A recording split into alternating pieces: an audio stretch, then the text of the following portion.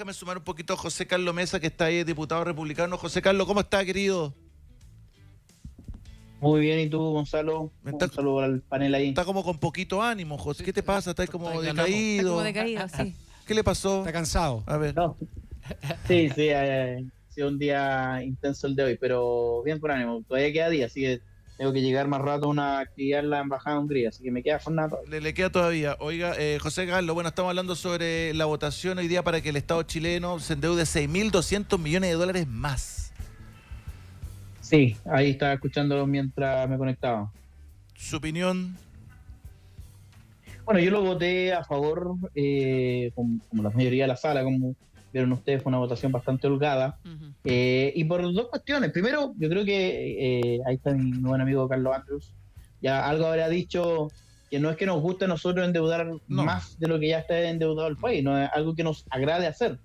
Pero el desfase que hay hoy día entre los ingresos que realmente vamos a tener y los gastos comprometidos para este año 2026, porque esto es importante tenerlo claro, Gonzalo y el resto del panel. Esto es para financiar los gastos del 2026. Esto no es para financiar 2027 ni nada más adelante.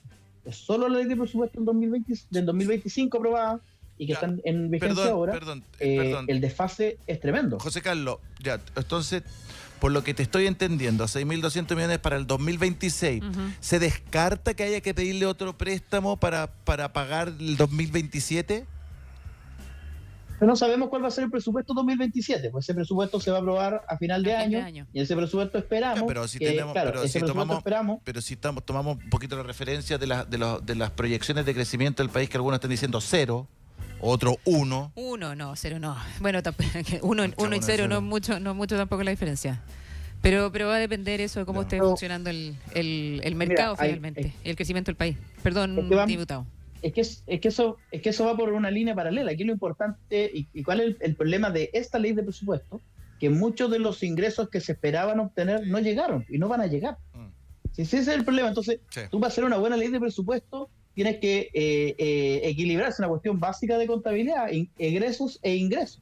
Y eso es lo que no se hizo en esta ley de presupuesto del 2026, la que está vigente, y ni en las últimas tres, ojo, en las últimas tres leyes de presupuesto ha existido este desfase. Lo que pasa es que a diferencia de el ministro Marcel y el ministro Grau, ahora ministro de Hacienda Jorge Quiroz vino al Congreso a transparentar la situación y a pedir esta autorización para endeudarse. Pero ¿qué fue lo que hizo el ministro Marcel? Y lo dijo con una soltura de cuerpo hace un par de semanas en la Comisión de Hacienda. Bueno, nosotros echamos mano al Fondo de Estabilización Social, bueno, echamos mano a la Corfo, echamos mano a Codelco a través del litio. Se endeudaron de manera, por así decirlo, subterfugia, y esa es una de las razones por la que está siendo acusado hoy día el ex ministro Grau. Ya, pero ojo a eso es legal lo que se hizo es legal, o sea, sacar plata desde Codelco, desde Corfo es legal, no es que sea ilegal. Lo que sí no corresponde porque efectivamente en el fondo se está sacando plata porque hubo un mal cálculo. Ojo, pero no es algo ilegal. A mí, aquí la que está usando la palabra ilegal eres tú, no, yo no he dicho la palabra ilegal. Quiero dejarlo, a ver, diputado, quiero dejarlo claro porque a veces... Yo he sido súper claro. Yo lo sé, pero he sido súper claro en que... mencionó la palabra es que cuando aclara oscurece. No, es que dijo la palabra subterfugio y solamente es para que nuestros auditores entiendan que no es lo mismo. Porque el subterfugio significa un engaño. Lo que corresponde en términos legales, diputado Carlos Mesa, es un engaño y eso no es cierto. Lo que dice Connie técnicamente es correcto. Es decir, solamente el ministro Marcel echó mano a recursos fiscales. Escuchemos a José Carlos, ya, a ver, dele. Gustavo, lo que corresponde en una democracia es cuando le pifias a los cálculos en esa magnitud, es que venga a dar la cara acá al Congreso. Y no lo hicieron.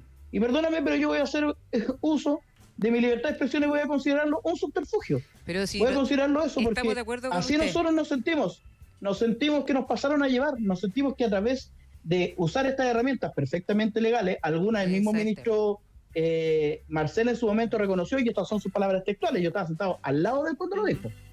Aprovechamos que la regulación no era precisa, aprovechamos que la regulación era un poco laxa y por eso utilizamos la plata del FES. Porque Diputado, ¿para qué está pensado el FES? Yo estoy muy de acuerdo con usted. Emergencias sociales. Y el mejor de los ejemplos es que tuvimos un incendio voraz o incendios voraces ahora en febrero y no tenemos plata para hacernos cargo de esos incendios. Porque la plata que estaba destinada para eso, que es el FES, se la gastaron en otras cosas. Yo estoy muy de acuerdo con usted. Lo que pasa es que es importante aclararle a la audiencia también cuáles son los términos para que no haya confusión. Pero estoy de acuerdo con usted que no era la manera, digamos, de sacar plata, o sea, de desvestir un santo para vestir otro, digamos. En eso estamos clarísimos. Oiga, diputado Mesa, a ver, antes de aprovechando que estamos conversando, ayer te entrevisté.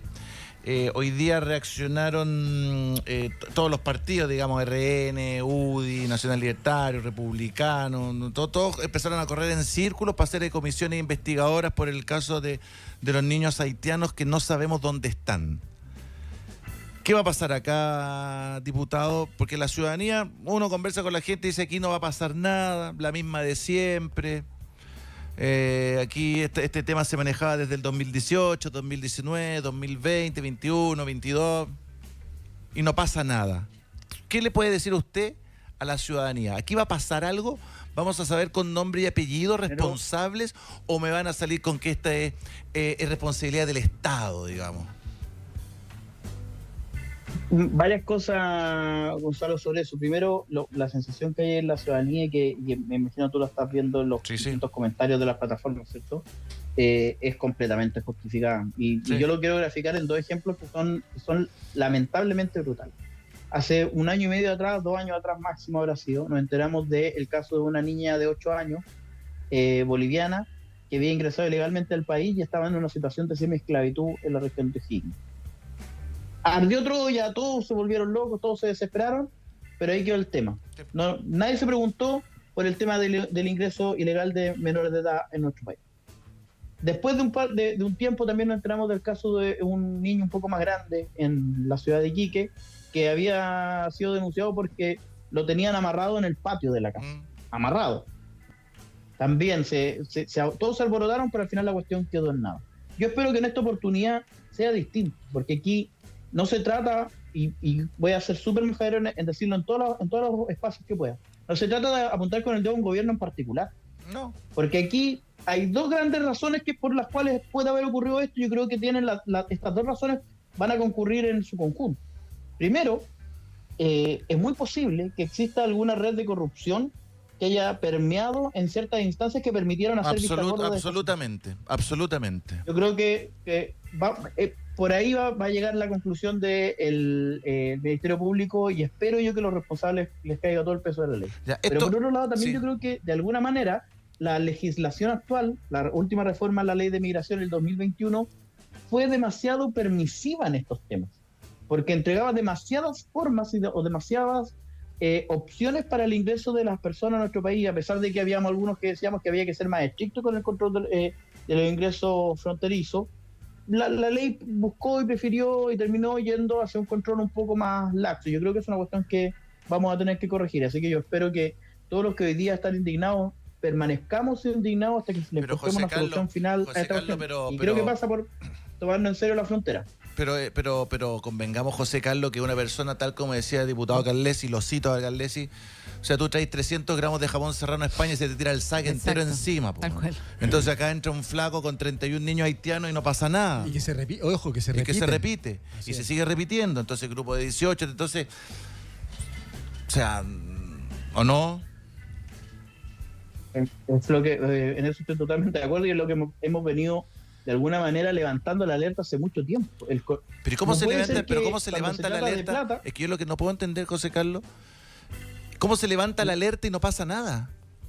Y además quiero recordar una cosa, el año pasado o el antepasado, el diputado Yarzo hizo una denuncia específica respecto a este tema. Todo el Congreso sabía respecto de el ingreso irregular de haitianos y de niños haitianos. La pregunta es, ¿qué hicieron los diputados en ese momento? ¿Usted era diputado? ¿Usted hizo algo al respecto?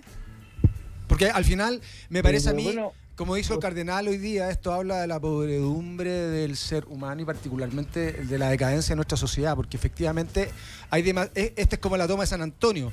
Todas las autoridades se dieron cuenta que se estaba ocupando ilegalmente un terreno por más de 10.000 personas, diputados, senadores, seremi, cores, gobernadores regionales, etcétera, y nadie hizo nada. Y resulta que acá pasa algo parecido y nadie hace nada. Entonces, ¿no será que tenemos un problema institucional en términos de que nuestros mecanismos de fiscalización y de control son deficientes? ¿Que hay una mala comunicación entre los distintos organismos que permiten este tipo de cosas? Yo no quiero caer en el juego de apuntar con el dedo, pero si hoy día nos empezamos a preguntar desde ya por responsabilidades, es un tema que efectivamente se levantó en la Comisión de Gobierno Interior, de la cual yo fui parte, cuando Rodrigo Yarzo era el presidente de esa comisión. Tuvimos sesiones donde citamos al director de Migraciones y sobre este tema prácticamente decía no tener información. Después nos enteramos que todas estas comunicaciones, nos hemos enterado esta semana, todas estas comunicaciones entre el Servicio de Migraciones y la DGAC eran reservadas. Por eso nosotros no pudimos tener acceso. A mí me habría encantado haber tenido acceso antes, pero no pudimos tener acceso porque era información reservada. Y acá ocurre una cuestión que es grave, porque las autoridades del gobierno de Gabriel Boric, cada vez que nosotros ejercíamos nuestras facultades de fiscalización, no nos respondían. Imagínate tú que hoy día, esta semana, nos han estado respondiendo oficios del 2023 y 2024. Entonces, me encantaría tener más facultades fiscalizadoras, y por eso hemos incluso presentado una moción que ha ido avanzando para obligar a los jefes de servicio a que concurran cuando se les cita, a que respondan dentro de plazo, porque no lo hacen. El gobierno anterior lamentablemente nunca lo hizo y ocultó esta situación. Y yo me pregunto, ayer también, hoy día en la mañana, leía por ahí que la señora Carolina Toá también decía haber conocido algo de esta información. ¿Cuánto de esta información también tenía el presidente de la República? ¿Cuánta de esta información? A los presidentes se les hace reporte de contingencia 3 veces al día. Bueno, pero por eso ahí... ¿Sabía esto el presidente de la República? Perdona, ¿no? pero aquí sí yo creo que quizás, y yo lo anoté, porque una de las consecuencias el presidente de la República sabía, y dado que todavía están pendientes los 6 meses para acusar constitucionalmente al presidente de la República, de acuerdo al artículo 52, número 2 de la Constitución Política, yo creo que sería interesante explorar esa alternativa en el caso que se pueda demostrar de que él estaba en conocimiento y no se hizo nada, porque al final de cuentas esto compromete sin duda alguna, a mi juicio al menos, el honor de la nación, porque efectivamente que nos enteremos que 200 niños haitianos, más de 200 niños, y quiero recordar que el tráfico de personas probablemente es el tercero o segundo negocio más rentable en el mundo de los negocios ilícitos. Entonces, la verdad de las cosas es que una de las teorías que se dice es que desde aquí partían esos niños a Estados Unidos. Entonces están en Estados Unidos. Entonces la pregunta es, ¿dónde están? Le blanquean acá los papeles y partían para afuera. Que es lo mismo que hacen con los cargamentos de droga. Pasan por, cuando Chile tenía la fama de ser un país serio y que controlaba y que tenía buenos controles, efectivamente los narcotraficantes blanqueaban sus cargamentos desde los puertos chilenos para efectivamente no ser controlados si es que venían de Colombia o de Ecuador o de otros países latinoamericanos con menos garantías, digamos. Entonces, me parece a mí que aquí tenemos un problema serio. Diputado, lo escuchamos para después meter el corte. A ver. Sí, yo espero que la indignación que hemos tenido y que se ha visto hoy día también se traduzca en votos. Cuando sea la oportunidad, por ejemplo, de aprobar un informe que muy posiblemente sea muy duro y muy lapidario en contra de algunas autoridades del último gobierno, y probablemente alcance también a autoridades de gobierno anterior. Nosotros lo que queremos es que se investigue la situación desde 2014 a la fecha, porque ya en 2014 empezaron las vulnerabilidades en los ingresos ilegales en nuestro país. Todos lo sabían, y lo mismo que decía Lorca hace un rato, todos sabían, pero parece que nadie hacía nada. Los videos de los aviones llenos de ciertos ciudadanos haitianos con la bolsita amarilla, con los papeles para ingresar. Amarillo, sí. El sobre amarillo, ¿cierto? Entonces, y ahora dejemos de una vez por todas de mirar al techo, y cuando tengamos que votar y ser duros con quien sea que está al frente y sea responsable, lo hagamos, porque esto no es espacio ni para pasar cuentas políticas, pero tampoco para hacer defensas corporativas. O sea, yo creo que ahí tenéis que a los que sean responsables meterlos presos, pero hasta que se pudran, francamente, porque con los niños ya hay una... Para mí es una cuestión que no, ¿sabes? Que me va más allá de mi capacidad. La rabia que me genera. O sea, sobre todo, y yo comparto con el diputado que esto es transversal, porque todo funcionario público, si está en conocimiento de un delito, tiene 24 horas para denunciarlo. Y aquí, ¿cuántos funcionarios, partiendo por Carolina Toá, que acaba de decir que ella sí había escuchado algo, supo de esto y no lo denunció? Entonces acá la verdad es que... Acuérdate que Monsalve nos dijo el 2023 que el tren de Aragua no existía, más o menos. Bueno, de más que hay por ahí. Pero acá... el personaje que nombraste también... Sí, pero acá, José Carlos, yo desde la ciudadanía, del ciudadano a pie, acá para mí hay un alto nivel de irresponsabilidad por parte también de parlamentarios, que este era algo que sonaba. Po. Sí, pues si todos sabían. O sea, el diputado Algo que Yarzo sonaba. estuvo en el aeropuerto y Sí. mandó videos y Así mostró es. cómo viajaban Entonces, un adulto solo con 30 niños, o sea, y como conversábamos en la mañana. Así es. Resulta que yo cuando fui a renovar el pasaporte, al lado mío había unos adultos con un niño para sacarle el carnet y inmediatamente le preguntaron, oiga, ¿pero ustedes son los papás? No, no somos. Lo lamento mucho, no pueden venir acá a regularizar los papeles ni nada de Imagínate. este niño hasta que vengan los padres y certificarlo. Pero la pregunta es, ese funcionario público, cuando se da cuenta de que pasa eso, ¿por qué no llaman a Carabineros para que vean qué pasa con ese Bueno. niño? Porque esos adultos andan con un niño que no son sus hijos tratando de regularizar sus Claro, papeles. completamente de acuerdo. Pero en el caso de los haitianos ahí va pura plata corriendo, Plata, pues, pues, Gustavo. Lorca, sí. Ahí un estaban mojados. charter cuesta $150,000. Así es. ¿Quién financia todo esto? Porque no fue Sí. uno, fueron muchos. O sea, acá hay una cuestión súper grande. Acá tiráis el hilito y quizás a dónde llegáis. Y recuerda que también tenemos, o sea, Horrible. nos acabamos de enterar del tren de Aragua metido donde están los bancos, po. Entonces, literalmente en todos lados estamos pillando, pero ya Oye, y en no una varios corrupción chiquitita. José Carlos, para cerrar, a ver, ¿usted quiere decir algo, diputado? Sí, que me hace mucho sentido lo último que señala Carlos respecto de que efectivamente ya llegó el momento de que nos tomemos en serio el crimen organizado. Ya pasó la época en que se negaba la existencia de las grandes bandas de crimen organizado y hay que tomárselo muy en serio, porque parece que están penetrando en todos los espacios. Todos. Ya no nos queda ningún lugar en donde nos podemos imaginar que no están. Así que es momento de tomarse esto en serio. Sería bueno votar a favor, y aquí en el entonces, Congreso vamos a tener que estar a la levantamiento altura. No, ya empezamos. Ya empezamos. Déjame No, pero viene caseteado. hablamos de la unidad La última financiera, cosa- la de la la unidad de última- análisis financiero. la última cosa- Hablamos de la UAF. La hablamos de la última UAF. cosa, A ver, la José última Carlos. cosa, Gonzalo, sí. Este tipo de comentarios son los que no le hacen bien a la discusión. No, pues ahí se me cae Lorca. Yo Lorca me viene meto en la bien, cuña. venía bien y se me cae. Lo Oiga, venía pero si tomando en somos serio junto- y salgo oiga, con la misma don Carlos. cantaleta de siempre. Y te lo voy a explicar, Don Carlos, Gustavo, te lo voy a explicar, Gustavo, de la siguiente manera. Te lo voy a explicar de la siguiente manera. A ver si El puede. problema es que estas son actuaciones, estas son situaciones que ocurrieron sin la intervención del Poder Judicial, que es el llamado a resguardar finalmente la protección de los derechos de los niños, por ejemplo, los tribunales de familia. Por eso nosotros creemos que cualquier intervención tiene que ser pasando por el Poder Judicial. Entonces, basta de darle más poder a las autoridades del Ejecutivo, a las autoridades administrativas, que nadie los controla. Este es el mejor de los ejemplos. Yo no sé cómo, viendo el nivel potencial de corrupción que estamos viendo, tú todavía insistes en que un funcionario administrativo tenga derecho A meterse a revisar las todo lo que cuentas. tú haces, hombre. Ya, diputado, te tengo que dejar. José Carlos, muchas gracias por conversar con nosotros. ¿Viste el cruce? No puedo dejar de preguntar. El cruce en Twitter de Romero con Evelyn Matei. Solo voy a decir que incentivé un poco al diputado Romero a que respondiera. Usted dice, Solo que, diré usted eso. dice que Romero le movió un poquito se amarrió un poquito a Evelyn.